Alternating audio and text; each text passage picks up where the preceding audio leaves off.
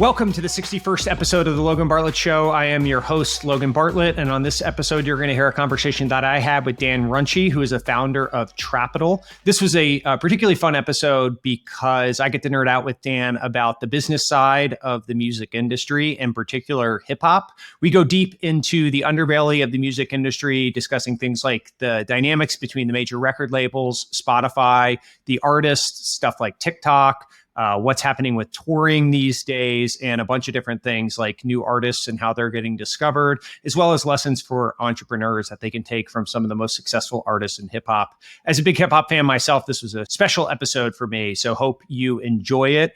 If you're listening to this on YouTube, please also do subscribe to the channel. It's something that we are tracking and hope to continue to get our numbers up. And so thank you everyone for the support. Without further ado, Dan Runcie, the founder of Trapital. Dan, thanks for doing this. I'm sitting here today, Dan Runcie, the founder of Trapital. Founder, do you give yourself a CEO title? No, that's absurd. Yeah. How many people is it? Is it just you now? Yeah, so it's me full time, and then I have 5 or 6 people helping either on a part-timer. Totally, yeah. That's sort of the way these things scale. But Trapital is a newsletter. It's a blog, it's a podcast, it's anything else that a modern media business, I guess. Yeah, modern media. So yeah, we have the newsletter, podcast, have an investing arm too, to be able to back a lot of the companies. And the main vision is to elevate what's happening in the business of music, media, entertainment. Yeah, I wanted to read, so on your website, you have a quote that says, I started Trapital to change the narrative. Artists and entertainers have become some of our most successful business leaders. They deserve a publication that breaks down their moves in the way other industries do. How is it that you describe like what you're doing? What is, I mean, we talked about the actual form factors that it gets distributed, but yeah, what is it? What is Trapital? So this is an opportunity to provide more insight into the business moves that these artists are making, because some of them are the most influential business leaders we have. They shift culture, they move things, and what they shift influences how so many other businesses act. But the coverage on them just was so thin. It was always, how much did this person make, or what's the new scandalous thing about this person? No one was breaking them down and the moves that they were making in their companies the same way that you could open up the Wall Street Journal and read about what's happening with the latest tech companies, what's happening with the latest companies on Wall Street. We needed to see that with what's happening in entertainment and in music, just given how influential these folks are, especially the hip hop artists. So that's where it started. And I think since then, it's been able to gain traction because I think other people resonated with that too. Totally, yeah. I want to go into how it actually came to be. And I mean, it's interesting, like it's, business hip hop is seemingly at the outside in, and I'm sure when you were getting going or telling your friends about it, it seems like a narrow lane. But in the Kevin Kelly 1,000 True Fans or whatever, obviously you've proven that it's a wide audience of people that have intrigue around that. And also one of the things that I found in doing this and talking to people is actually like starting narrow, right? Mm-hmm. Is such a good, because you need the people that it resonates with in a very definitive way, and then you can build concentric circles around it, right? And people kind of forget, but Lex Friedman was like the AI podcast way back when, or Harry Stebbings was 20-minute VC. Now he talks to, people that aren't VCs, but the name has persisted. And so it's cool to see something that has seemingly would have been narrow, but actually has so much more influence expand the way that it has today. Definitely. When I first started this, it was the business of hip hop. That was the focus and that was the lane. And that was chosen for a few reasons. Like you said, I saw the Kevin Kelly's 1,000 True Fans, and there were plenty of places that were talking about music and the music industry. There are other places that were talking about hip hop, but there's no one that was really owning that lane specifically to be like, this is what I talk about and this is why this publication exists. And the same way you're talking about the concentric circles, after a few years, we started to expand more into, okay, what's happening in entertainment? There's so many overlaps with what someone like Issa Rae is doing and how she's building her business compared to what you may see from someone like Jay-Z. And then similarly, you look at how much more influential this culture is and who it started to attract. I think it started to attract a lot of people that work in music itself, but then as Trapital grew, it started to attract more of the investors that were looking into the space, whether they're trying to buy a catalog, they're trying to acquire one of these companies to help, further accelerate what they're trying to do with one of their own consumer tech companies. There's so many applications of it. So I was like, okay, we hit something here. Yeah, no, it's been really impressive. Well, I want to get into the backstory. I guess before we do that, I also want to cover a little bit of the industry as it currently stands and do like a little bit of a primer on it. But before we dive into that, so do you think, I grew up like a hip hop fan from when I was, I don't know, 8 years old on, right? And I sort of grew up in with Nas and Jay-Z and the Illmatic, Reasonable Doubt and all that stuff through the late 90s. Do you think there's room for another white VC hip hop head after what Ben Horowitz has done over the last couple of years? Like, can there be another one? I feel like he kind of cornered that market, and he was in front of me doing it. And I remember in like 2014, he's doing all these hip hop lyrics, and I was like, shit, that could have been my lane, and I feel like he kind of owned it. So now I've stayed away from that because I feel like that's his brand, and so I don't want to compete. I need to own my own little island. But do you think I feel like you kind of did that a little bit, right? Because he came out with the Nas lyrics, right, and then including that in the hard thing about hard things. And I think you stuck out to me first because you had something in maybe it's your Twitter bio or something about I'm the young thug guy. Yeah, okay, all right, this guy knows. It's not like you're just quoting some like generic. No, that's right. That's right. Yeah. The young thug fandom, actually, that was my entry into first exposure to the industry. I was working at a prior firm, and we were looking at 300 Entertainment as a investment, and nothing ended up materializing. This was, I don't know, 5, 6, 7 years ago, but I got to know Leo Cohn and Kevin Lyles through that. Got to sit on stage at a Young Thug concert, got to meet Thug, got to meet 50 Cent. It was such this like weird, I got staffed with it essentially because they were like, hey, who's the person internally that knows hip hop? And so they went around and they're like, they found the whitest guy, and it was me. And they're like, you're the hip hop guy, right? And I was like, actually, I am.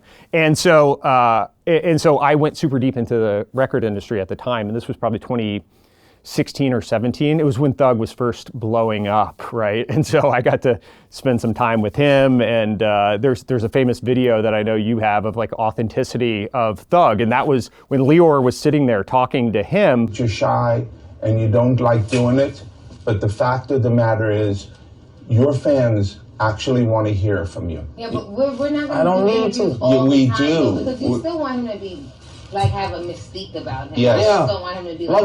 I don't want everybody just to know. We know. No. You're going to keep them guessing, but we're going to take advantage. About like, you have to go, we need you to be more accessible. We need you to, and that was actually what made me realize that his brand was such at odds with the mainstream appeal in some ways.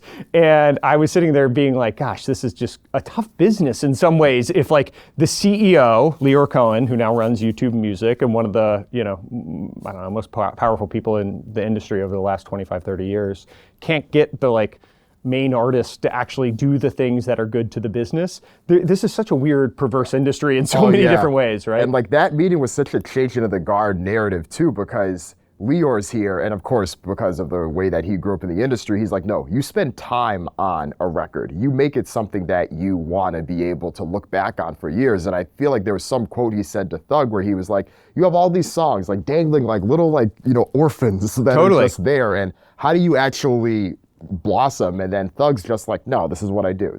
I know what I'm gonna put out that, some will hit, some won't, but I'm gonna put out mixtapes all the time, and I'm not gonna like try to perfect this single thing that is an album. I'm gonna see what spikes, right? Mm-hmm. Which I don't know,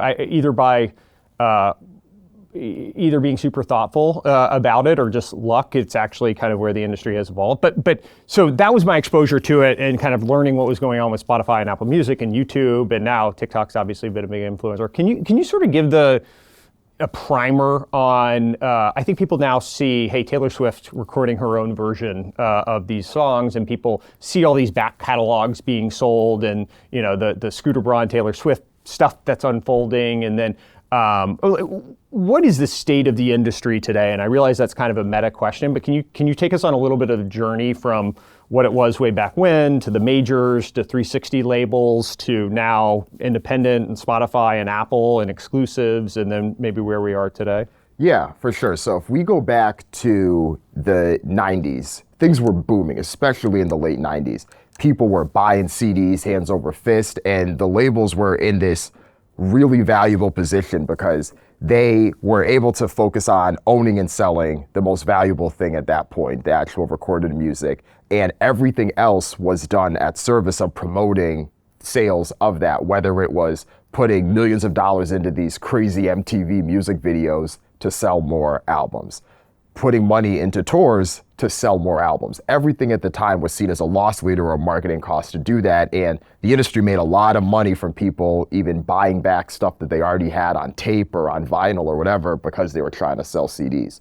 So when Napster comes around and everything that happens in the digital lane comes around, instead of trying to embrace it, they're eagerly trying to see, okay, no, this is our turf, this is our IP. And of course, I think there is plenty of right that was trying to be focused on with that mentality. But I think part of the challenge is that you saw where things were going, and instead of trying to lean into how you can make this product be more adaptable for the digital nature, we of course saw so many lawsuits, whether it's Metallica or others trying to fight for what's theirs.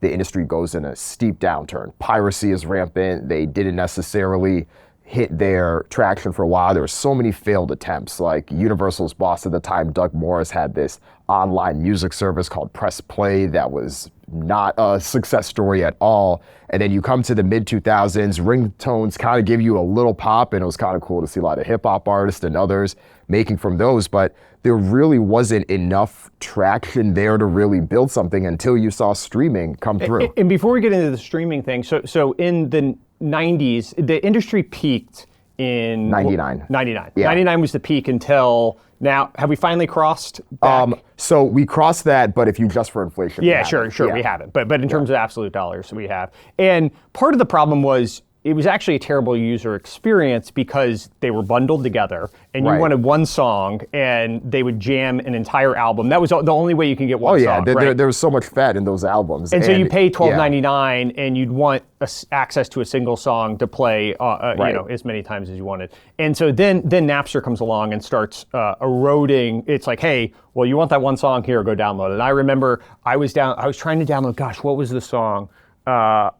I can't remember the song, but I ended up waiting like 3 days on dial-up internet to get this single song off of Napster, right? Yeah. And I was like, great. Now I don't have to go. What was it, like Nelly Country Grammar? Yeah, or something it probably like was. That? It was probably Country Grammar or Hard Knock Life or something that was like around that time. And I ended up waiting 3 days or whatever with dial-up internet to get it download, but it was such a gratifying experience. And so consumers have been kind of taken advantage of by the bundling and the pricing that happened with CDs. Right. And now there was this lifeline that was like, oh, well, you can get it for free. And I don't think people were like necessarily malicious in it, but when the option was, hey, I only want this one song, and over here I can be free, over there I have to go pay $12.99 for it, like that didn't really work. And so the industry catered right around that time.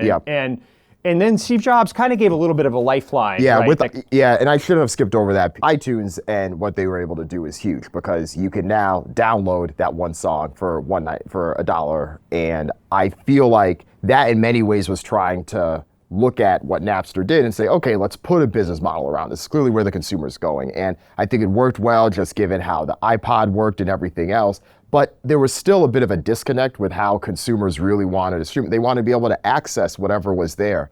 But at the time, Steve Jobs was pretty adamant against a monthly online music subscription that would give you access to everything. And why was that? He didn't believe that it would value the music in the best way that it could, and he didn't think that the business model would ever be anything that was truly sustainable.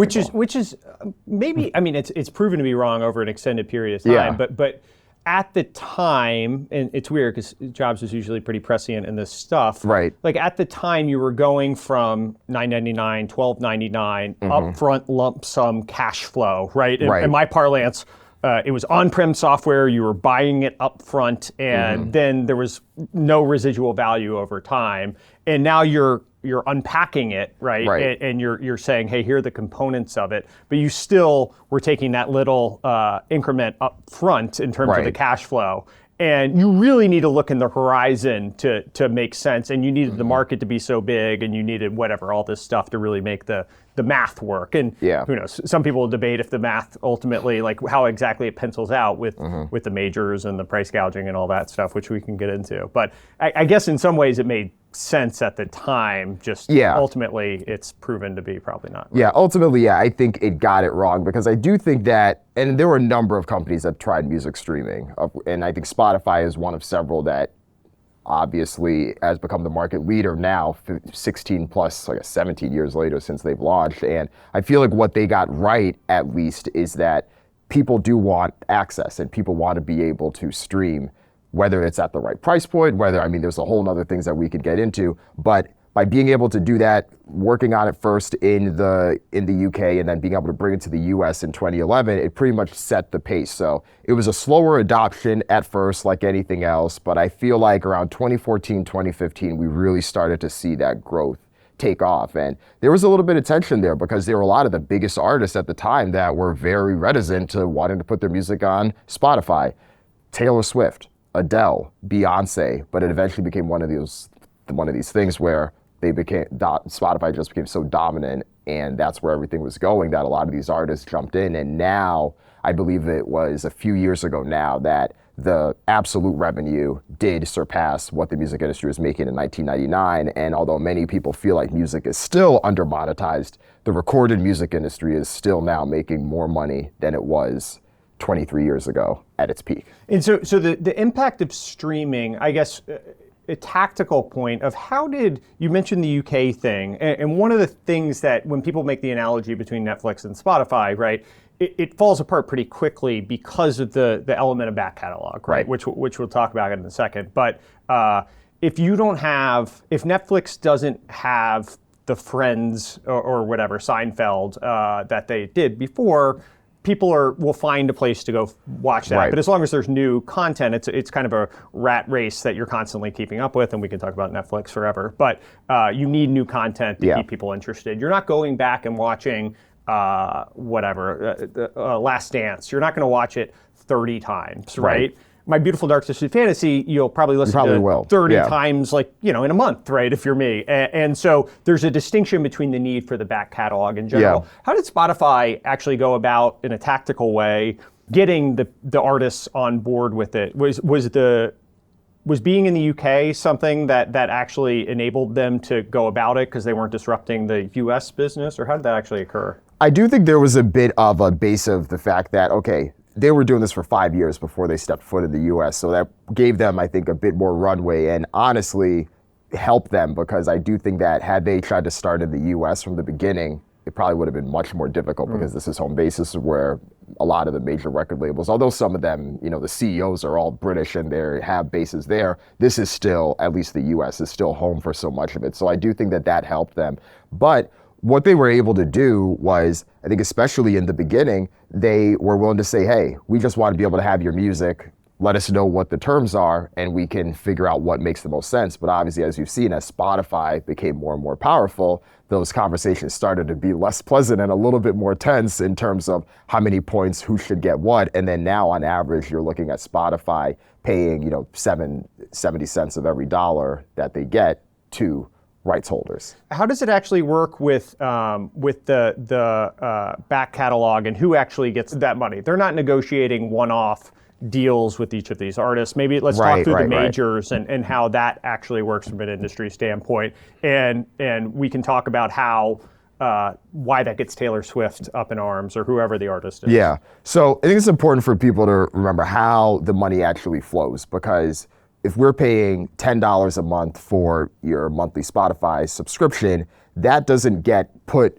into whoever you're listening to directly. It goes into this large pool of money, and then that large pool of money gets distributed based on who are the rights holders. And in a majority of cases, the rights holders are the major record labels, and there's 3 of them right now. You have Universal, Sony, and Warner.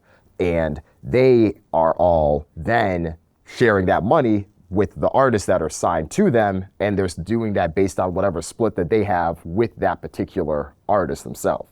So in that case scenario, this has been a contention about how people should or shouldn't be paid versus streaming. Some people feel that if I have a streaming service and I'm paying $10 a month and the only thing that I do on that service is listen to Young Thug, then Thug should get most of that money once you take into account any Spotify or record label expenses, but it all gets put into a big pool, so it doesn't quite make that much of a difference.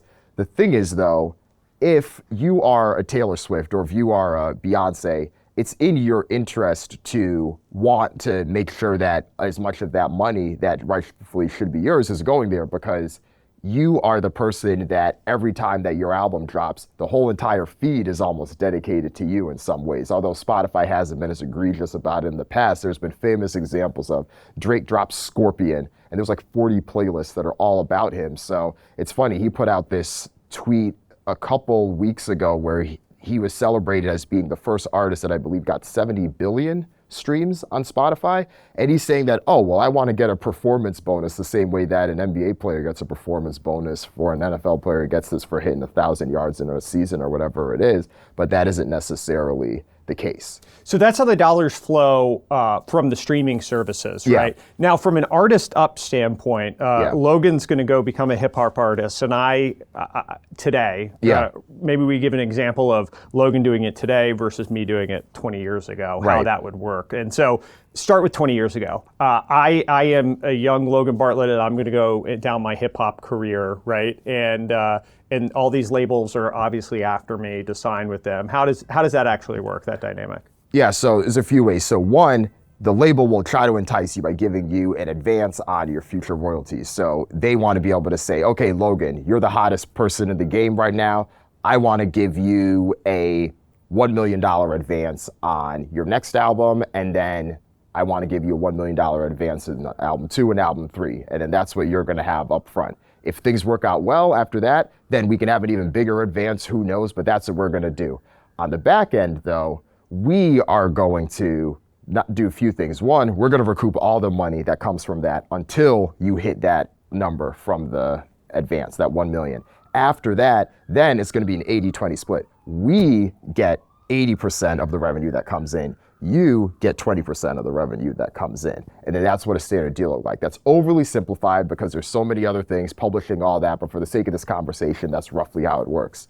20 years later, Logan's a little bit more hip to the game. You've been watching these documentaries about how TLC got screwed over and how Prince is telling people, own your masters or you don't own you. And you're like, okay, you're not just coming in where in this industry 20 years ago where there were so many gatekeepers, where the only way that you could ever get your voice heard is if you get a music video on MTV. And the only way that you get a music video on MTV is if you're signed to one of those majors. And the master's point is an important one. And historically, who owned the long tail of, if I signed up in 1995 or whatever as an artist, and we go through that deal, I get $1 million advance, then it's an 80-20 split. That song that I record, that's a breakout hit. Who owns that?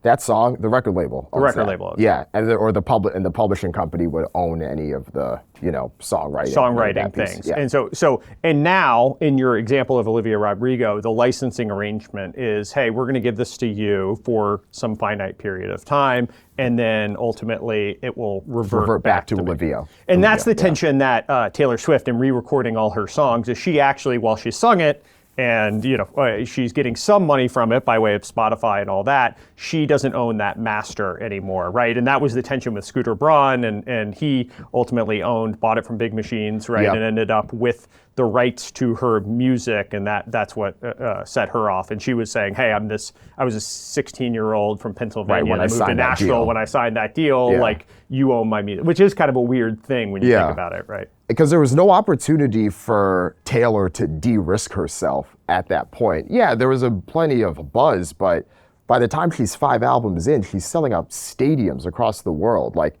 at what point do we have that conversation to be like, okay, things change. I mean, even if this was in the NBA, you sign some rookie deal and then you have the deal and then you blow up, there's at least some conversation to be like, okay, we exceeded expectations here, but that just doesn't necessarily exist in the same way in music. Yeah, it is an interesting point. And so there people have been creative about the deals that they sign, like maybe give the Frank Ocean example about like how, you signed to a 3-album, whatever it was, release, and then you release an album. Maybe give that example as like how people have been creative to try to work around some of these things. Yeah, so he was in a very interesting spot because many people know he initially gained traction. He's part of Odd Future with Earl Sweatshirt, Tyler the Creator, and then he has his mixtape, and then after that, he then has his big album, Channel Orange, that comes out. So he signed to Def Jam, everything's going good and stuff, and he's obviously not this artist that signs that often, but then when it comes time for him to end his deal, he releases this album in, I believe it was August 2016, this album called Endless. There was this whole visual, this whole music video that they had about it, and everyone thought that, oh, this is the album that we get from Frank Ocean. The next day, he drops his masterpiece, but he does it exclusively on Apple Music. So Apple Music pays him, I don't know what the exact fee was, but I think a lot of people assume maybe it was around 10 or 20 million because Drake had gotten $20 million from Apple. But he does that, he distributes it through STEM, which is a music distribution service that allows you to upload your music to any of the streaming services. And then he does that the next day. And this was at the time when artists were starting to try to do the video thing, because I feel like that whole Spotify, Netflix thing, you're seeing, okay, how are they doing it? The music streaming services were trying to get exclusive music, and we were seeing times where it was really Apple Music or Tidal that were pushing it the most. But the day after Frank Ocean did that, technically he was unsigned, so not that he did anything wrong, but of course the labels are pissed. So it must have been a couple days later, Universal CEO puts out this letter and he's like, we're banning any of our signed artists from doing exclusive deals with a music streaming service moving forward. We want it to be everywhere. And then because of just how the labels kind of, all kind of coincide, that was pretty much the end of it that we saw from that perspective. And so this touches on the point of the oligopoly that exists. You said coincide. I would maybe use the term collude, but the oligopoly that exists between the majors and how they're able to price gouge, negotiate with Spotify. So when Spotify first got going, they needed to they needed the back catalogs of as many artists as they could. Otherwise, if people can't find it there, they're probably not going to pay the streaming fees. And so the record labels kind of had them over a barrel a little bit, saying, all right, well, how much revenue are you getting? Okay, we're going to negotiate this as a fixed percentage of your revenue, right? And so there was always one of the questions in the private markets that Spotify had was, how good of a business is this actually, right? Mm-hmm. They have no leverage over the record labels because all three of them are working together, even if they say they're not, and they're negotiating as a percentage of the revenue. And so there was no leverage that you got. If you made $100, then $70 or $80 or whatever it was went to the record labels, right? And so maybe talk a little bit about that dynamic and then how that's now shifted with the success of Spotify and recommendations and streaming and all of that.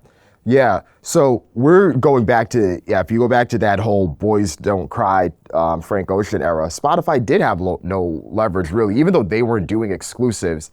The major's decision to stop doing them still showed that we're the ones that have the power. Totally. These streaming services Spotify couldn't distribute go public. our music. Spotify couldn't go public until they renegotiated their deal with the labels. That's how messed up their structure was. Right.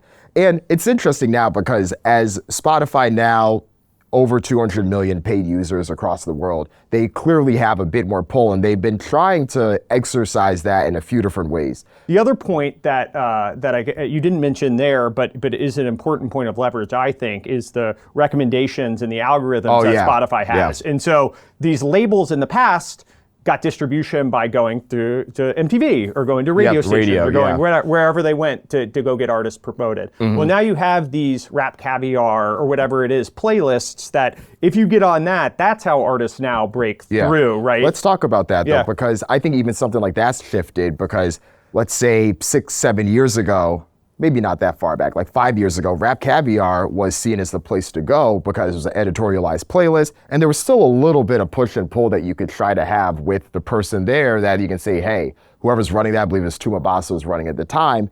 I'm not saying there were these agreements in place, but they were heavily discussed that there was at least some floor to be like, okay, if you're recommending 50 songs this week, at least 35 of them need to be major label songs. Yeah, yeah. So again, that was never said publicly, but a lot of people believe that was the case. But now we're in this phase where those editorial playlists don't really matter as much as they once did. What matters now are the personalized playlists, the daily mixes that you'll see. And a lot of those daily mixes are so tailored to play you the same exact thing that you enjoy, which does a few things. It makes it harder for new artists to get discovered, but also it makes it even more personalized to you so that it also makes it harder to have the same type of control that the labels would have had, the same way they could have tried to have some influence over the curator of one of these big playlists. So now there have been some rumors about, okay, are the major labels trying to create a floor on how much independent music can be recommended in those playlists?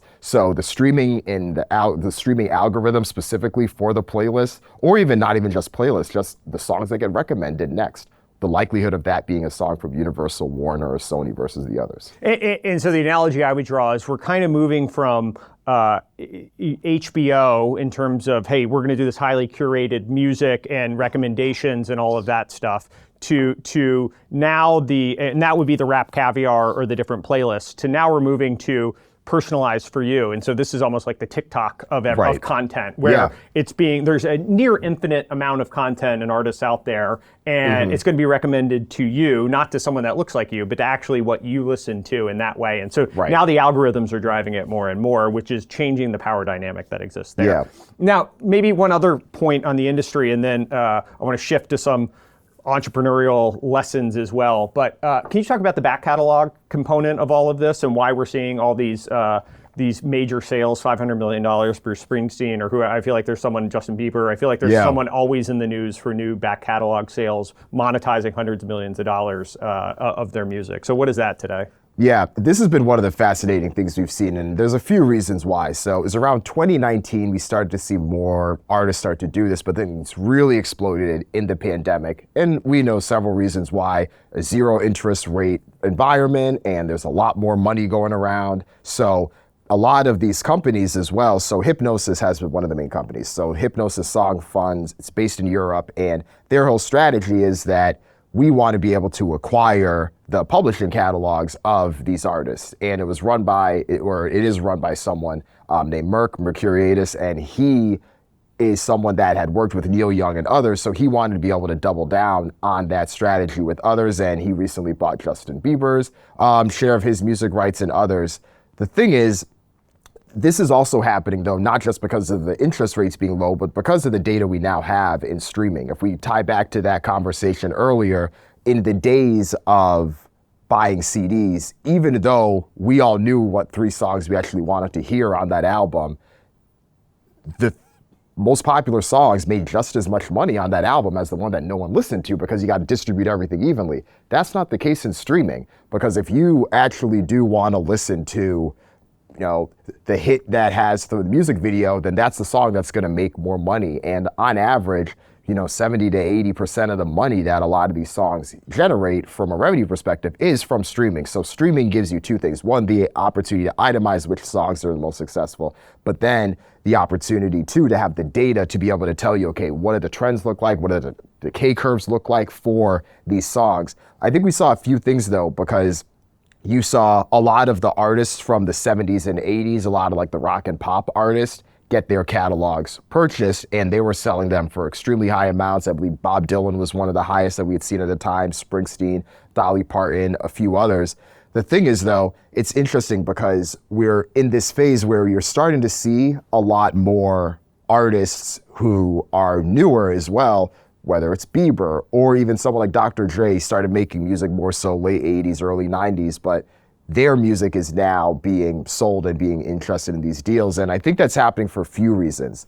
One, when Hipgnosis was buying a lot of these catalogs, there was a brief moment there before this Justin Bieber deal where they didn't do a deal for a year, and a lot of the reason is because there were expectations on revenue that weren't met based on the projections they had on how some of these catalogs were going to do.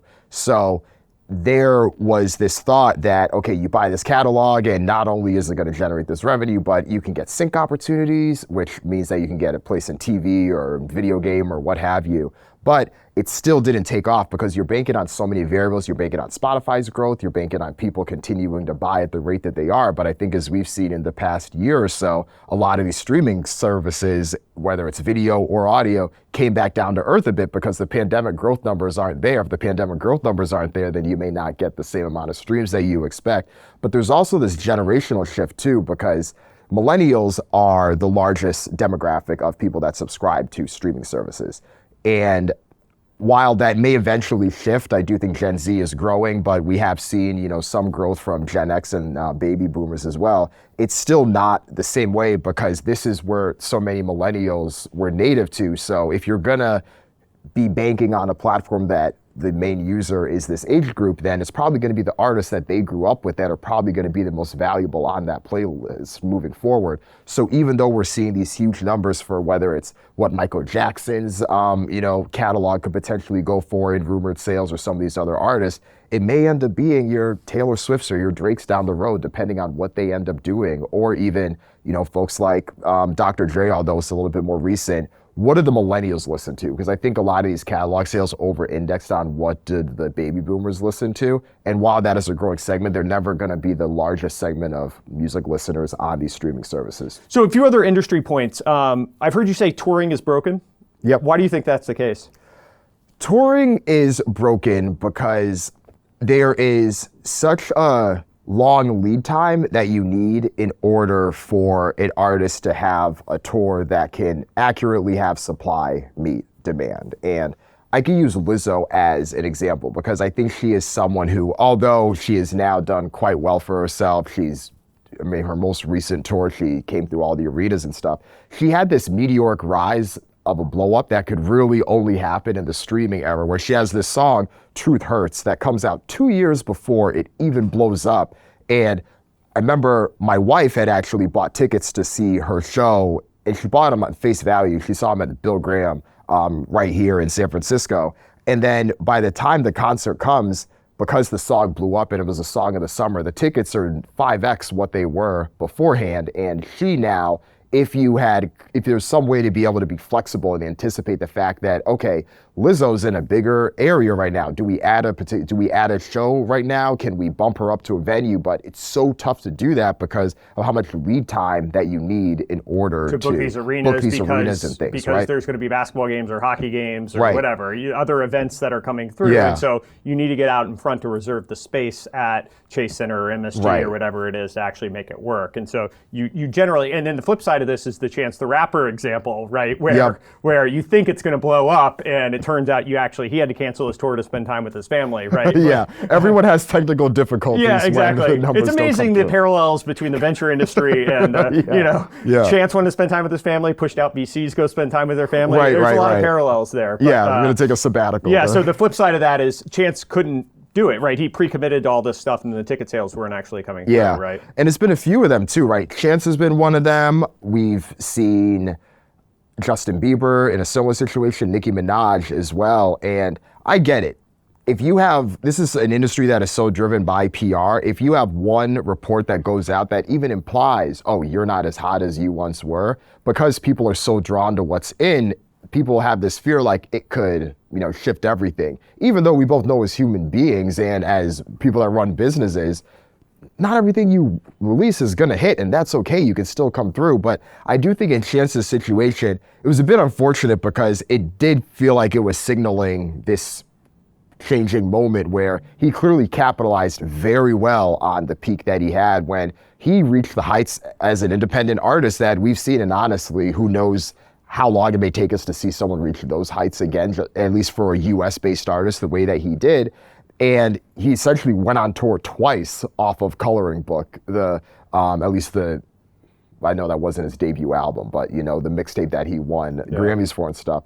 And it's tough. I think you also see it too on the Justin Bieber side, where it's this interesting thing where, because I talk to touring agents often, and you're trying to, get an idea for what demand looks like. And you have these data points, like whether you try to base it off of streams, you try to base it off of how relevant the person is, maybe you try to get them a festival appearance and see how it is, but it's so tough until you get there to accurately get a sense for how many people are actually gonna have the intent to do something. And this is one of the things I know we can talk about, but it's so hard to determine what true fandom with the intent to go see you in real life looks like based on social media followers, based on streams. All of those things can be somewhat correlated, but they're usually not as correlated as people think. And you can have someone like Justin Bieber, who is very native to streaming, has had some, more songs with billion streams on Spotify than a lot of other people, but there's people that have no songs with billion streams that, could outsell Justin Bieber. And I'm not just talking about the legacy rock and roll artists. I'm talking about people that have also been making contemporary music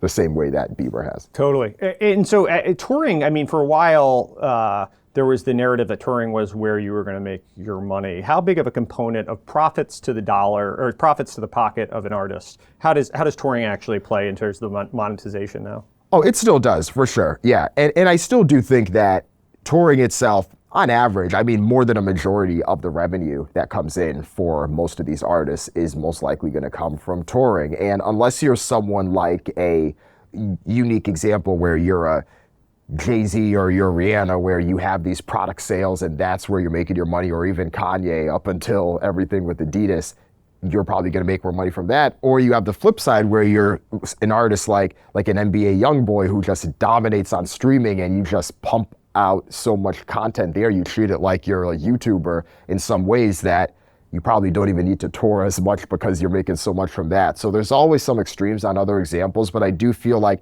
the average artist breaking through today, at least 60% of that money, if not more, is going to come from what they do on the road. You mentioned, one of the components of recommendation and NBA YoungBoy and all this stuff is actually is the TikTok world, right? Yeah. Can you talk about? TikTok's very native to how we distribute this podcast, how we interact with people that are future entrepreneurs. It's obviously something that is dominating the cultural zeitgeist in good ways and maybe some nefarious political ways as well. Can you talk about TikTok as how it feeds into the industry? Yeah, so TikTok has been this form that has really shifted and accelerated everything that we've talked about from the streaming aspect to a whole different level, because we talked a lot about how record labels and rights holders are clearly trying to find ways that they can control more of the experience of what goes on Spotify, and rightfully so. I think the same exists at many of the other streaming services as well. But TikTok is this layer on top because it's the top of funnel. It's where so much music discovery happens, especially for the new generation. And there is no controlling that algorithm in the same ways. There is no predictability in the same ways on what's going to pop. Sure, there are things that we see that can track patterns, like we mentioned Lizzo again. She put out her album Special, and her song About Damn Time did really well on TikTok, but their team also put a lot into that to make it happen. The same is true with SZA, SOS. The song has been the top album in the country for 2 months now, and they put a lot into Kill Bill and other songs that she had in order to do that. So there are some concerted and concentrated efforts that we've seen. Doja Cat is another artist that does extremely well on TikTok, but it also can be quite random because there's some artists that can blow up and people may hear their song, but you're only seeing the user-generated content about that. They don't even know who that artist is. They may know nothing about that. And then you extend that further where sometimes if people are going to see some of these artists on tour or in concert, they're only singing the song and the clip from what they know on TikTok. They're not even singing the whole thing. So it's so fascinating. Yeah, I think back to Lil Nas X as like one of the, his career was sort of started from TikTok, right? Yeah. Wasn't that what blew it up, was the Old Town Road? And then now he's turned into, an artist from that. But Right. These native kind of TikTok-centric artists are optimizing things in a different way than what we see the rest of the industry. Do you think it's a net good for artists just to have this additional distribution platform of TikTok? I still do think it's a net good. I know that there's been plenty of issues with it, and I know we could talk about all those, but in terms of why I think it's a net good, I do think that every new technology that we've had has always brought some type of challenges. 30 years ago, people were frustrated at the MTVification of the music industry. But I think that what we've seen happen time and time again is you see the initial phase, and the initial phase is always something that is a bit more campy. It goes back to that whole Chris Dixon thing about everything looks like a toy at first. Yeah. But then over time, it actually does look like something where, okay, not everyone has to make some ridiculous Sir Mix-a-Lot Baby Got Back music video. It's a 4-minute video. You can do anything you want. Make it an artistic thing. And I think we're seeing the same thing happen in TikTok, where people didn't want to do TikTok because they didn't want to do some, vertical dance or floss like a 12-year-old on the clip. You can actually find a way to make something unique. And I feel like that's the piece that we haven't necessarily gotten to. So I get it. Florence from Florence and the Machine doesn't want to do TikTok dances. That's not her bag. I don't think she should either. But she also has done some memorable music videos. And if you could find a way to do that in a 4-minute horizontal clip, then you can probably find a way to do that in what is also extending to a 10-minute clip at this point with the vertical format. So I know that the record labels are pushing the artists hard to do that, and there's been studies about how it's not just your fans that are working for you, the artists also need to push as well. And not that everyone needs to turn into content creators, but there are ways to batch things and make things seem like you're more present than you are. No different than how, either of us do with our podcast. Yeah, exactly. Well, so anything else that you think is interesting to hit on the music industry? I would love to go through next, some entrepreneurial lessons that you've learned from following these artists, particularly in hip hop. But anything else that's interesting to hit before we? Yeah, no, I think we covered the big trends. I'm glad we talked about TikTok. We talked about catalog sales too, and just where things are right now. And I do think that, hip hop artists have had a tendency to be leading more into the next thing, and perhaps this can be a segue for what we're going to talk about next. But whether it was ringtones or mixtapes, which I think that mixtape strategy has influenced a lot about how people release music today, and just with streaming as well, hip hop artists have often tended to over-index and be early on the new platforms. And I think we see all the same with TikTok too. So if you're very curious to see, okay, what's going to be the next thing? Where's it going to be? It's most likely going to be hip hop artists on that track. Yeah, well, along those lines, let's go through a handful. I compiled some different artists that I guess I'm curious about, ones I know you've written on, and I want to hit on the lessons that maybe are broadly applicable, because this is, back to your original point, right? I know you talked about the Beyonce case study way back when you were getting going and inspiration for Trapital, but these are some of the biggest business minds in the world that are running all these different experiments on ways to engage with fans, on how to monetize, on all these different social platforms and all that. So definitely a lot of stuff that I know you spend a lot of time thinking about in terms of different tactics. But first, because it's near and dear to my heart, Tyler, the Creator. What lessons can entrepreneurs take from Tyler, the Creator? He's the perfect example of doing things that don't scale. And he's someone that has talked about this himself and I know it's something that has frustrated him at points where, if you go back to that 2012, 2013 era, he had been making music for a while. So this was after Yonkers and Goblin, and he had the moment of blowing up, but I think a lot of people still looked at him as a fuckboy. Who is this kid just doing whatever?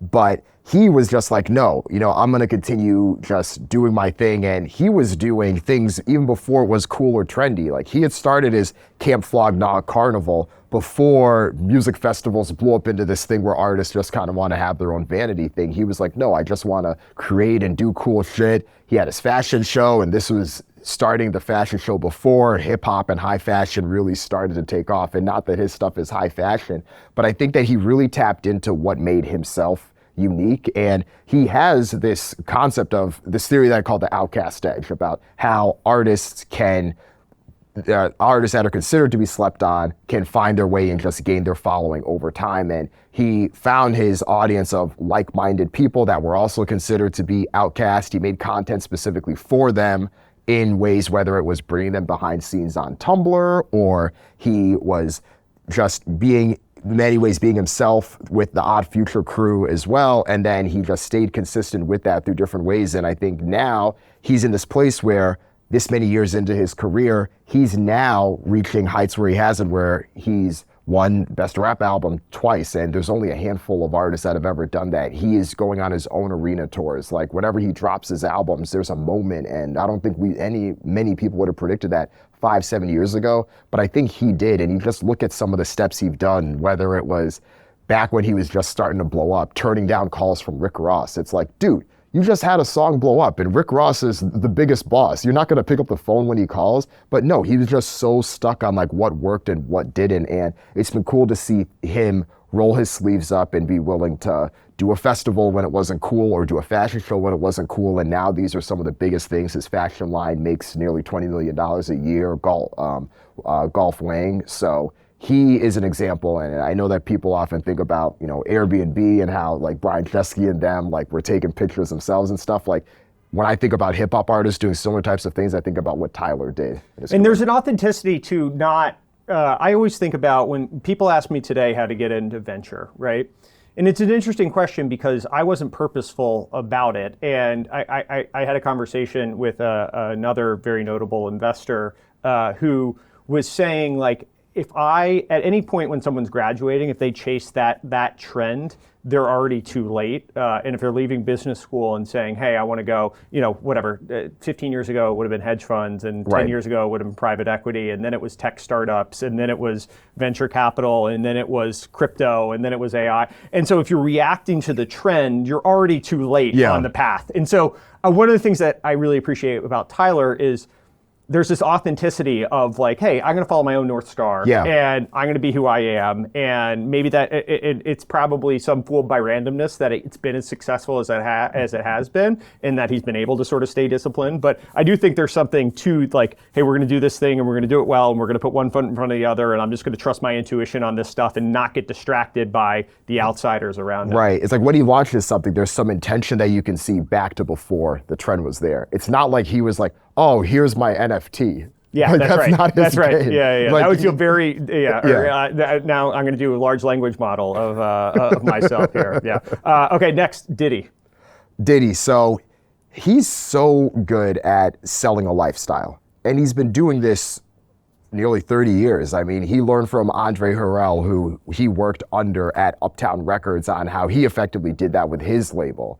And then he brought so much of that same flavor to Bad Boy. So it wasn't just about hip hop. And I know some of it may look campy in retrospect with the flashy suits and whatnot, but he was trying to elevate what people thought that it could be to be, black and fabulous and living the life and living the dream. And he did it with music, but he also extended it with clothing. Not too long after was Sean. He wanted to wear the clothes that made you feel that way.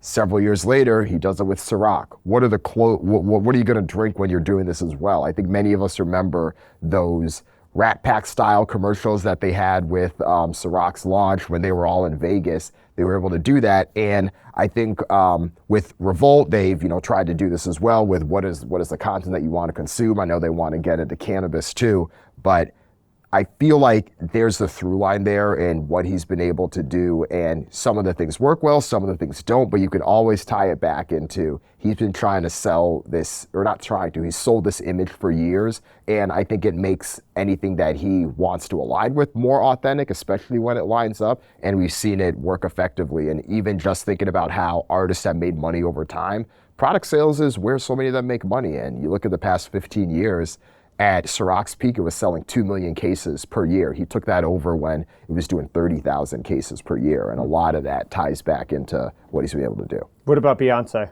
Beyonce, there is this intense work ethic that I think that she's just been able to stay consistent with time and time again that does set her apart, that I don't think that she necessarily gets as much credit for. But I do think that if you look at everything that she has done in her career, again, some of the stuff has worked, some of the stuff hasn't. There's always been an understanding of who her fans are and what she's going to release for them and how she's going to try to break new boundaries, whether it's being one of the first artists to really make her albums this visual experience and sell it. Like back when Lemonade came out, there weren't really artists that had the thought to be like, oh yeah, let me go sell my album to HBO and have people pay for HBO subscription to do that.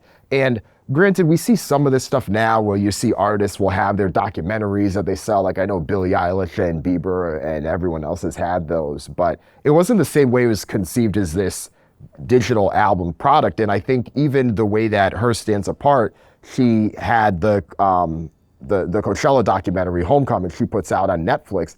And in an era where I feel like so many artist performances that are on streaming services can seem perishable, that's one that you could actually be like, okay, let's go back to that because she actually knocked it out of the park. So it's the combination of that work ethic and then her always willing to like test the boundaries, try different things. And I think the surprise album drop from her self-titled album in 2013, another example of that. And she tried stuff that also doesn't work as well, right? Notably, I mean, she's had some failings as an entrepreneur too, which is... Like Ivy Park clearly, has been struggling and a number of reasons why, and it, $200 million sales projection decline that Adidas thought they were gonna have, 50% drop from the year before that. And there's a number of reasons why it just didn't work out, but I feel like it kind of ties back into the thing where if she is someone that, well, I think it's a few things. One, she's someone that people clearly want to be able to buy concert tickets for. They clearly want to stream her music and buy that stuff. I mean, people are taking destination trips to go to see this Renaissance tour just because of like how they staggered it. And that's great. That means you're probably one of the most bankable musicians in the world. That doesn't mean that people necessarily want to buy the products that you have. And some of them may eventually, but it just didn't hit those same sales. I think a lot of people thought that this was going to be the next Yeezy. I know Adidas thought that it was, but I think there's a little bit of a difference there in terms of how the artist brings people inside. Beyonce's a bit more, I think, traditional in this like 90s celebrity kind of way where remain a mystique. But Ye, he became famous a little bit later in life, a very different person. He is going to be like, okay, here's the prototypes of all the Yeezy sneakers I have. Hey, Forbes, come follow me to my house, and just like these thousands of, loafs of shoes just laying around everywhere. And she doesn't necessarily do that in the same way. So it kind of makes it harder to sell products like that in the digital era where people want to be able to be like, oh, what's the latest thing? You see that Kanye's wearing these. You want to feel like Kanye. And I just think there was a bit of disconnect there. What about Jay-Z, her husband? Is there any lessons that actually can be, I mean, he's done a bunch of different things, had tons of success, but is he one of one in that regard? Or is there anything that you would say, yeah, this is something that you can really take away from it? The Jay-Z thing, it has a bit of that like Disney thing where companies you always hear be like, oh, we're going to build the next Disney. We're going to do this. And it's like, well, Disney's Disney. And you're probably not. I understand it as an inspiration. And I think that there's some similarities with Jay-Z because it's so rare to have someone that is widely considered one of the, if not the greatest rapper, and also its greatest business person. There's so many worlds where that could easily be a different person. So not only are people always going to look at his business moves, it's always going to get a different level of respect because of everything that he's achieved in music too. So the fact that he as well has just been able to find leverage and find timing at the right points to do things like Jay-Z's, that Rock Nation deal or the Live Nation deal that he did in 2008 helped set everything up after that. But we're not in 2008 anymore. Like the Live Nation isn't giving out 360 deals in the same way. The growth and acceleration for hip hop and just making that genre global has already happened. Like they're not gonna just add in all those things. And even how he was able to leverage his albums into B2B products. They made a ton of money on that Samsung deal or that they had where they essentially got Samsung to buy each of those albums to help it go platinum when they released it in 2013 for Magna Carta Holy Grail. And then something similar where he had launched Sprint and then he did the deal with Tidal. And then when 444 comes out, Sprint then buys a chunk of Tidal. And then with part of that, they have to then market the album. I mean, he was selling it to consumers to hear, sure, but he sold it as this product to be like, hey, no, company, you're going to do this and do that. And in this way that most artists would have just been fine with doing the record label deals, that environment just doesn't exist, and a lot of people can't replicate that. He's had such longevity with everything that he's done over the years, and able to consistently make music as, is he 52 now? 53, I think, yeah. 444 came out when he was, 50, 49, something like that. And I remember when we were growing up, right, hip hop artists sort of had their shelf life of like, they told their story about what it was like growing up. I just think of Illmatic, right? And Nas at 19 years old, thinking about his entire life in Queensbridge up until that point. And then your life changes, and then you have to come up with what the next act and everything actually looks like, right? And like everything around you is now different, and you're no longer selling drugs or living in the projects or whatever it was that you rapped about for a long time. And Jay's been able to have all those different iterations of his career. I guess along similar lines, Pusha T, who's a personal favorite of mine, I mean, he found fame late in his run, right? Clips, I mean, even when he was with Clips back in the day, he was still probably late 20s when that was getting going. And then now he's, mid 40s? Yeah, 45, I was going to guess. And still sort of, I mean, his peak has been from 39 to 45-ish. Is there anything replicable or learnable from Pusha T? Yeah, he's also so unique because there's so many artists that if they had got to his phase, they would have switched up this kind of stuff that they were writing about and just the way that they were doing things. But he's often compared himself to Martin Scorsese in this way that I am going to put out rap about coke and, slinging, and this is what I do. And people have often clowned him for that, but he's like, you don't clown Martin Scorsese for still putting out, mob and mafia and gangster movies. He's finding new ways to do it. And that's what I'm doing. And it's like, he's literally, whether you go from It's Almost Dry to Lord Willin' with the Clips days, he's been talking about the same stuff. But I feel like why it worked for him is that I think the quality was so high from Lord Willin' and then Hell Hath No Fury with those albums. But I also think he was smart with just who he was able to align himself with. I do think that him and Kanye working together on My Beautiful Dark Twisted Fantasy was this, rejuvenation for the career that worked out quite well.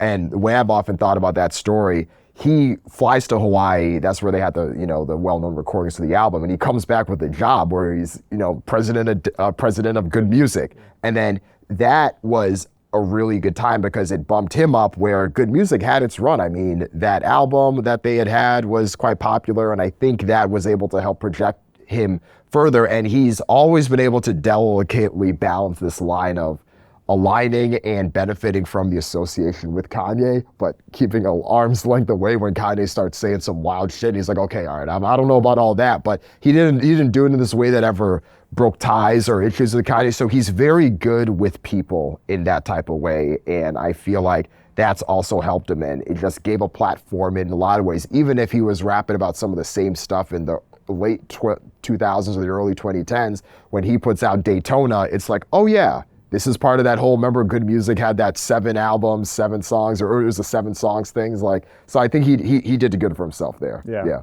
Well, let's shift gears a little bit to the interpersonal side of things and talk about Trapital as well. So you're from East Hartford, but family is from Jamaica originally. So so where'd you grew up in East Hartford? Did family immigrate over? Yeah, so family immigrated over. So my mom had came over from Jamaica by herself when she was 24. And then my dad had came up a little bit earlier. He came up with his family when he was a teenager. So my mom was the one that came to Hartford. My dad's family was in New York. But then their families had known each other in Jamaica and stuff, so there was already a bit of a connection. And then my mom had already had my older brother at the time. So he came up a year before I was born. My parents had then got married, and then I came a couple years after that. So it was cool. I mean, I think for them, it was definitely just a huge transition. But I think, especially in the 80s, there were so many people from the West Indies that were coming up to the Northeast specifically. Brooklyn and Hartford County overall are two of the biggest places where Jamaican immigrants go to. So give me the path of growing up in East Hartford to Trapital. Like what was that journey? I know business school was in there, and then we talked a little bit about the Beyonce thing. But how did take me from here to there? Yeah, so grew up in East Hartford, went to high school there, East Hartford High School. Then after that, went to college at Quinnipiac University, so right in Hampton, Connecticut, right about 10 minutes outside of New Haven. So studied business there. After that, got a job at Travelers. It was one of their management development programs. that I was in. And then I knew when I had started there that I was eventually going to go to business school. It was just a matter of timing and stuff. So that, yeah, it was after 3 years, I had then left that job, and then I had gotten into Michigan. So you went to Michigan, the Beyonce case study comes out, and I know that was impactful to you. Can you talk a little bit about why? Yeah, so that was impactful because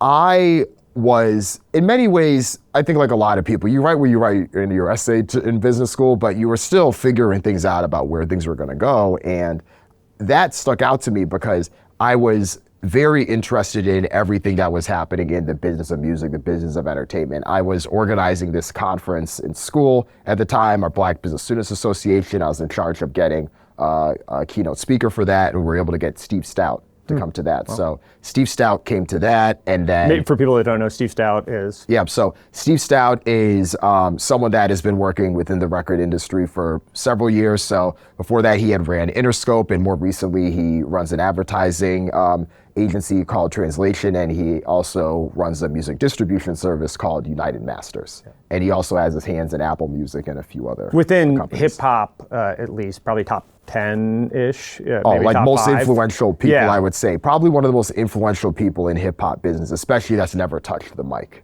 themselves. So you got him to come through? Yeah, so got him to come through, and then just with some of the programming we had, it was like, oh, this is cool. Like, what could this ever even look like from a career perspective? And then when the Beyonce case study came out, it was kind of this connecting of worlds, because I knew when the Surprise album had come out, it actually came out maybe a month or two before that conference came. And then the case study that Harvard put out came out that spring, and I was just getting ready to graduate, and it was like, wow, we had just spent the past 2 years reading case studies on Southwest Airlines and Ryanair and New York Times. Where can we get stuff like this, right? So it was cool to be able to just see that, okay, this is the kind of stuff that has been interesting to me for so long, but my mind at the time just didn't really think that there was gonna be a viable career path to do that. So left business school, came out, and moved to the Bay Area, and that was purely because I'd gotten a job, or I got in a summer fellowship with what is now Reach Capital. They invest in startups in the ed tech space. Then I was working in strategic partnerships with this company that gets broadband access to schools elsewhere in the country. And I was interested in that, and I thought that there, could have been a path to continue there, but this was around the time where, being inspired by the Beyonce case study, I was like, you know what? There's this new platform called Medium, and this is back when Medium had first came out. This is summer 2014. What if I started sharing my own musings on the business intersections of music and entertainment? Because I was so inspired by what I just read there. I wrote some stuff that I probably would never want to go back and read now because it was probably cringy and probably horrible grammar and all that, but then eventually got better like anything else, and then that led to doing freelance articles in Wired and Complex. And then from there, when I saw that there were more and more eyeballs and more opportunities, I said, you know what? I saw what Ben Thompson and others were doing with Sotechery. I saw that there was an opportunity to build niche media, going back to the beginning of this conversation and Kevin Kelly's 1,000 True Fans theory. There wasn't anywhere that was really owning the stuff that I was writing purely for fun with the business of hip hop. Let's launch this and see where it goes. So that's when I started Trapital. And it launched as a part-time thing. You didn't go in full-time. So what was the leap of saying, I think I can actually do this as a full-time thing? Yeah, it was a few things. So I noticed that it started to get traction and reach awareness with people that I maybe had only knew of, but really never knew personally. And back because the email list was much smaller at the time, you started to see the names that were coming through. I mean, I would see so-and-so at Union Square Ventures, and it'd be like, oh, who's this guy, Andy? And you see that, oh, this person helps run this. And then you see, Steve Stout then joined the email list, and you're like, oh, I remember that name. And then it's like, I haven't talked to this guy in so long. And then you just start seeing that it wasn't a big audience, but this was attracting the right people. And I knew that based on just where things were at the time, having money saved up, I was like, I knew that I could always come back to what I was doing in, San Francisco Bay Area if I wanted to, but there's a opportunity and a timely thing happening right here with where digital media is going, with where the business of hip hop and where these artists are going. Let's see where this goes. So it was just a matter of waiting for the next bonus to come through that following year, and then I had left the job a couple weeks later. And And were you a significant other or anything? Like, what was that dive into entrepreneurial? Because this is, especially at that point in time, to say, hey, I'm going to go out on my own and it's going to be the business of hip hop, and I'm not exactly sure how it's going to monetize. I don't know who was counseling you, but I don't know who was the devil or the angel on each shoulder saying do this versus not. Let's see. So my wife and I, we had known each other since Quinnipiac days. So like we had been together for some time, but we got married fall 2017, and then I start Trapital still on the side spring 2018, and then we started having the conversations toward the end of 2018 to be like, hey, like I'm like stretched for time here. I'm up until like 2 a.m. trying to finish this stuff, and I only have time to focus on writing this one piece a week. If I had so much more time, I could build this thing up into something, and here's how much money I'm gonna get from this bonus, here's how much I have saved here. 1.5 years of runway, let's see where this goes. And then she was just like, all right, yes, like we can do this. And it was a little bit of a, interesting time for her because she had just started school herself. She was a nurse, she was in school to become a nurse practitioner, which she is now. So we were like, okay, let's see where this goes. And then luckily, after a year and a half, there were some pivots in there in terms of business model, but was able to make it work. What were the points of validation along the way? I'm sure Steve Stout signing up, or someone from Union Square Ventures. But were there points of when you had to throw out the business model? I know initially you thought, hey, can I do the Ben Thompson sort of subscription thing, and then ultimately I think you were on there at one point. What? You were a paid subscriber at one point. Well, for the paid, I think you were, I definitely was a paid subscriber at one point. Thank you for paying back all the advance that I did, which I maybe talk through that. Oh yeah, decision, for sure. Because you had to give back, I don't know, tens of thousands of dollars, I assume. Yeah. So it's funny. I didn't have to, but I chose to. So for context for people listening, I started the paid subscription model spring 2019, and I'd done that because starting off, as I mentioned, I thought that this was very much going to follow the Ben Thompson route of things, to be like, oh, well, if you do that, you only need 1,000 people, then I could do that, no problem at all. And things were definitely going that way, and I didn't quite hit, the targets that I thought, but... Targets in terms of number and conversion rate and paid and all that? Exactly, yeah. So roughly speaking, I thought I was going to convert around 10% of the audience, and I converted around 6%. And I think that even though I think that was fine, just giving that, this is a different, sector that we're reaching, and I still think that 6%, now that I know even more about the industry, I think was probably still decent. There was a limit, I felt, in terms of just being able to reach this sector and the type of content and insights that were there, and also from monetization opportunity, what else I could do with the platform. Because obviously we know there's two ways to leverage this, whether it is monetizing the content itself or monetizing what the content allows you to have the opportunity to do. And I said, in this space specifically, covering the business of music, media, and entertainment, the upside of everything else would be much higher than this. So I said, even if, I worked my, ass off to get, let's see, and for those listening, I priced it $10 a month, $100 a year. Even if I worked my ass off to get, 3,000 paid subscribers or so, healthy living, $300,000 revenue, I was like, that still is a fraction of, I think, what things could be everywhere else if I was able to rely on sponsorship revenue, get a mix of other things coming in potentially based on the interest there, and then see where things go. Because there's a tension that exists between monetization and influence, right? Yeah. That especially in the subscription model, when you directly align it with advertising, then influence is much more aligned with your monetization. But was it the monetization element of it that really pulled you in that direction to go after, hey, I actually think I can just make more money doing it this way? Or was it the influence side? Because in talking to Ben, for example, Ben definitely feels like he misses out on the wide range, like Packy on the other end gets this super big distribution of what he's doing. So which one was it more? I'm sure it was elements of both. I mean, there were definitely elements of both, but if I was being honest, I do think the influence piece mattered more because I was doing both free and paid pieces. And I mean, I loved seeing the response from the free pieces that I did because of how much reach they had. It was helpful as well because I also just knew how the industry worked and I could see decisions being made off of things that I had written. I was able to see startups, whether they were coming to me or coming to others with pitch deck, including diagrams, including insights, and basing so much of what they did using Trapital as a framework for why they why they started the next company and raised funding. And I said, the more of this that we can do with the content, the better. So there was also a piece of that there that I wanted to be able to double down on. And so where are we today in the journey? I know you have a podcast, which you launched when? Yeah, so I launched a podcast in 2019.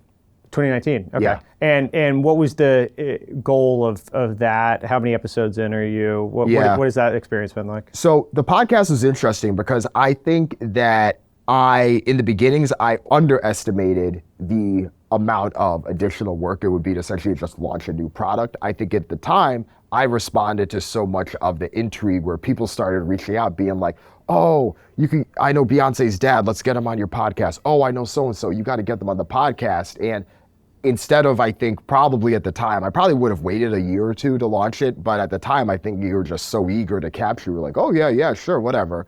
But I think like anything, now you have these two things that you're trying to grow at the same time. And there was definitely a little bit of tension there. But that said, I do think that even if it took a little bit longer, was able to find the path where now that podcast has been a platform to interview and build relationships with, whether it's a Stout or a Troy Carter or Issa Rae or others, or Rick Ross or others that have been able to have as guests and be able to monetize that too. Because right now, sponsorships is how I monetize primarily everything for Trapital. There's a few other things like I'll do once in a while, whether it's speaking and stuff like that, but primarily the podcast and the newsletter sponsorships, and creating a bit more of a halo effect around the sponsorship as opposed to having it be an itemized thing. And I think the two of them together have worked well. You also will do some investing as well, right? Yeah. So is that those are the suite of products today? Yeah, so those are the suite of products today. So the sponsorships runs the business, brings in more than enough to do that, and then everything else. And then the investing is upside and being able to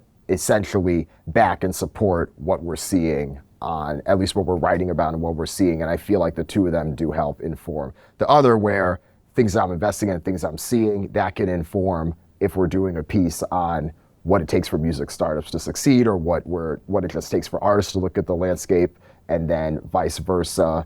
The deal flow and both of the network that comes from the newsletter and the podcast help support what we're able to do. In terms of like having done this in some ways, like pioneered elements of this, certainly in the industry that you cover, but then also, I mean, you're one that gets held up in the light of this new form of media and content, and are there lessons that you, maybe it's starting with a newsletter or starting a podcast or whatever it was, that you would pass along to people, even if they're doing it as a hobbyist, maybe initially starting out like you were once upon a time, or people that actually want to make the plunge? Like, are there a handful of takeaways that you've sort of internalized that you would recommend for people? Yeah, I think the biggest one that I share with people, because I hear it a lot, is, and it ties back to something we said before, but what's the thing that you want to focus on, and be laser specific there, because even if you focus on that, it ends up opening opportunities elsewhere. And I think some people can shy away from having that particular focus, but if you do have the focus, I do think that can help, and you can find how deep that particular area is. And then as we're talking about whatever that next concentric circle is, it's a much more natural fit. Because if you just try to start a podcast today and you're trying to, interview people the way that Joe Rogan interviews people, it's not going to work, right? The guy's been doing this since 2009, and he was, a well-known person before that. But if you start things off, and let's say whether you're now, and not that you're just trying to like reach some timely topic, but let's say that you've been doing an AI podcast for like the past 3 years, and now now everyone is kind of caught up to speed.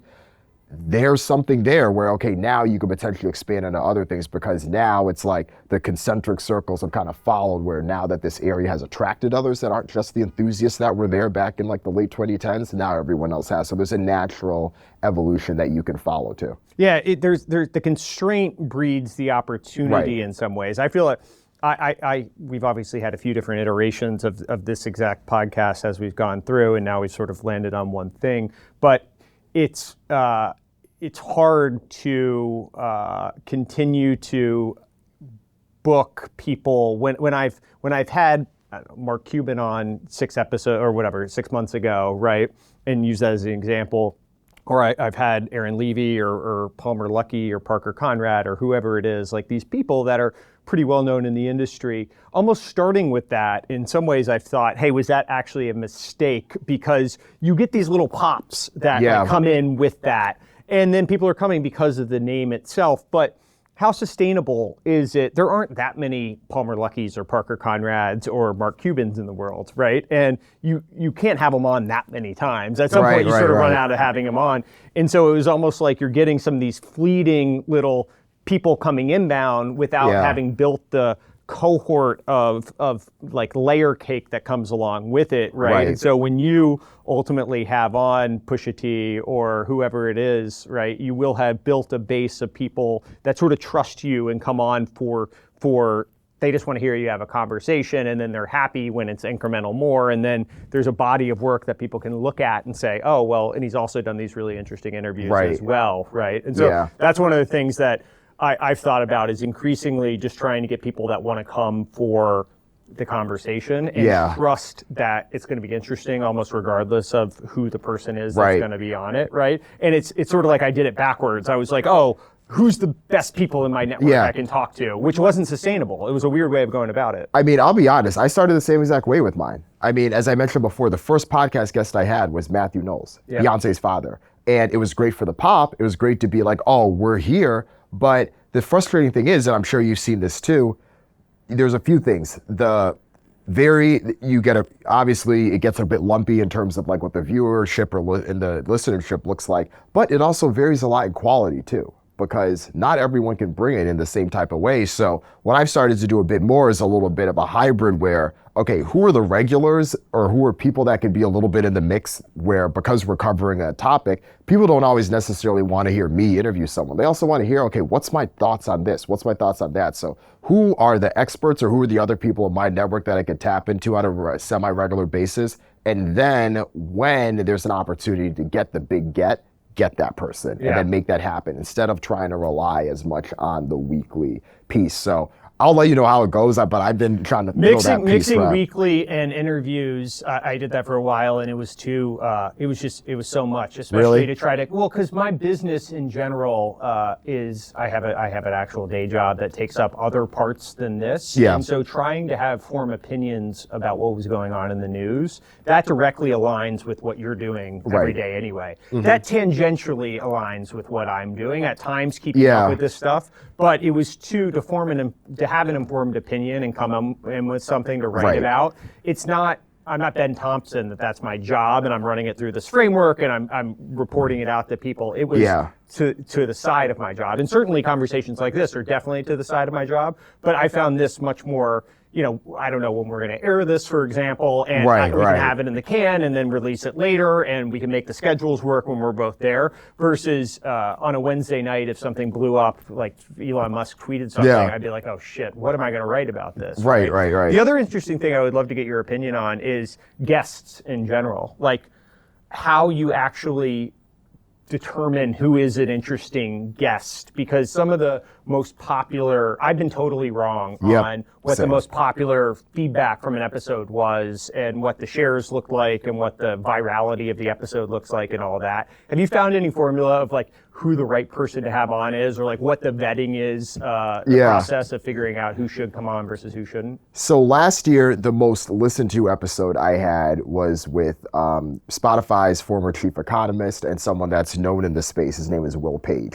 And this is the first guest I ever had that did this. Before the interview, he sends me a PDF to be like, hey, these are the topics that I want to talk about with you on Trapital. And I'm like, oh shit, all right, let's do this. And it ended up being just a great conversation because he was able to bring his unique insights and exploration. Like he'd recently written a book about some of the economics and just how streaming works versus audio and video and some of the same things that we've been talking about in this conversation. But so many people came back to me and were just like, that was so helpful. And this was in the same year. I'm talking like double the amount of downloads and listens to A-list celebrities that I'd had on the podcast, like A-list artists that I'd had on, like people that had like won Grammys and all of that. None of them could get the same level of insight or get the same level of traction as that Will Page episode did. So that set So now do you make people send PDFs in advance? I have found, it's interesting enough though, I have found people that write books, actually. It's interesting. If you've written a book, that's actually, because sometimes, and I'm sure you find this, you're pulling guests to come on. Right. When you write a book, you're generally on some type of tour, and you have some things that you're like ready, prepared to talk about, which have structured frameworks. Right. And people ultimately just want to learn and be entertained. Those two things. And generally, if you've written a book, you have lessons to teach, and you've written in a style that can be somewhat entertaining. And so generally, that's been an interesting framework. And also, people that don't really care about the edit, like honestly, if I could have any type of guest on, it would be someone that didn't ask me any questions before what I was going to ask, and didn't ask for like any QAing of the episode on the other side, and just sort of came in and shot the shit. I hate that. It's actually, and I actually don't hate the ask as much as I hate the ask is annoying, right? To come up with the file. I've told several people no. Yeah. Like, no. It's annoying, but the mentality behind it, I think, is even more difficult, because if someone's that apprehensive about what they're going to say, they're probably going to hold back on it. So I actually will say, hey, you can. I'll let you listen after. I would prefer that you come, unadulterated with your thoughts in the conversation, and then versus holding back in that. But it is interesting if someone's like, and it's generally someone's PR person that's like on my ass to get them something, and I have something that actually consumes my time, and they're like, well, the episode's a week out. Can you get me the questions? And I'm like, no. It's the same thing. I'm like, actually, I can't. On, I'm going to be up the night before coming up with the questions. Right. So yeah, it's interesting.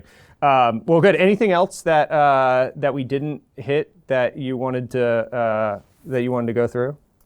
No, I think that it's interesting because we did talk a lot about the podcast itself, and I think for me, the one thing that I did hear from a number of people is that who are the experts that are in their particular area, whether it's something that may even seem like esoteric or unique, but they know that space better than anyone, and it's something that's broadly relevant to like what you cover. Those have been the best folks. So on Trapital with the show, I mean, we're putting it out once a week. So I feel like a mix of those, a mix of some case study style episodes. Like I'd done one recently where we did a breakdown on Cash Money, and it was very kind of quick fire about, is this the best hip hop company that we've seen? What's the best move? What's the worst move? Like, what would you do if you were in Birdman's shoes, et cetera? And you mean best in that case, in the literal sense of like the business is the best, right? Yes. Like not ethically the best in how they went about. Yes. Yeah. And we talked about that piece too, because good. Birdman has done a lot of. I don't think he would be the person I would most want to sign to the record label with, but in terms of like sheer profit margins and like low cost, it's high margin. It's kind of like, is selling cocaine the best business in the world? Like, I don't know, maybe, right? Very high gross margins. Oh, right. Yeah, that's what I was, okay, good. Well, I agree. I mean, the podcast industry has been such an interesting thing for me to dive into and to figure out. And so, yeah, it's nice. I feel like there's a handful of kindred spirits out there that are going through some form of this journey. I don't have the pressure that you do of actually it being your entrepreneurial endeavor as well. This is sort of like a side hustle for me. But I do Do you have KPIs for this, or like, are they measuring anything? It's funny, actually, Rashad off screen over here, we have needed to come up with some KPIs lately, but it's one of those things that we haven't kept on it to the same extent, which is, at least initially, as we were kind of finding our footing with it, because if I had been tied to like pure KPIs and metrics, I think it would have pulled me in inauthentic directions. And so there's some level of comfort in not having a need to report to an advertiser that says, hey, this is the number of impressions you're going to get or listens per episode. Because if that were the case, I totally would have gone down a much more sensational path of like having people fight it, like, crypto fights and all that stuff that we did for a while. That actually performed very well and was the peak of our episodes for a little while. And now we've passed it, right? Yeah. And I passed it in a much more authentic, sustainable way than I would have been able to do if I kept doing all that. Eventually it would have gotten too exhausting. Obviously, people don't want to hear about the crypto industry to the same extent that they did back then. And so if I had pursued that, it would have been a little inauthentic. And so I can see that. Now that we've gotten the oxygen around it, I feel a little bit better about having some KPIs and figuring out what we're going to do around it. But yeah, it's been a journey that I think, much of the same way with startups. Like, had we had more constraint, it might have made some better decisions along the way, but it also would have made me much more anxious and, I hear probably perverted some things too. I guess for you, like, are the KPIs more like just measuring success for the sake of going somewhere, or is it something that ties back into Redpoint? I think the meta point of all of this is hopefully it ties back into Redpoint in some way, right? Yeah. That it would be a shame if and tying back into Redpoint could be tying back into Logan, who is an employee of Redpoint, right? Ideally, it would be tying back into Redpoint. And we've started to do more stuff that's a little bit cross-promotional of, hey, one of my colleagues launched a podcast, and so let's have him on to talk about what his podcast is going to be like. And so starting to do some of those things. Yeah. The metrics themselves and all of that are just for the sake of you can't manage what you don't measure, right? And we need to have good hygiene about marching one foot in front of the other and making sure we're making progress and the investments are fruitful and all of that stuff, more than it is like, hey, we're waiting till we get to top 10 on whatever, and then we're going to monetize this with sponsorships or whatever it is. Right. It's not That makes that. And sense. so to what end is an interesting question to ask just in general. Like it's been fun. It's allowed me a different muscle than I had otherwise. It's interesting in figuring out how this stuff works, and now I can talk as a creator about TikTok and as a creator about YouTube, and I can talk about podcasts forever about what works and what doesn't. And I'm certainly not an expert, but I'm in the top, I don't know, 5% of people that could talk about that stuff. Right. And so it's just a new muscle, and it hasn't come at the detriment of my day job of doing all this other stuff. And certainly the name recognition has gone up. And so I think to that end, it's been successful, but I don't know, push come to shove, if my schedule was so packed that I needed to go chase the incremental company, this would come at the odds of that, right? Right. Venture capital is a very good business, and I'm very thankful to our LPs that allowed me to do. And so, if this ever came at odds with that, I would go back to being anonymous. But it's been fun, and so it's been a good run. Nice. That Cool. makes sense. Well, thanks for doing this. Yeah, thanks for having me. This is fun.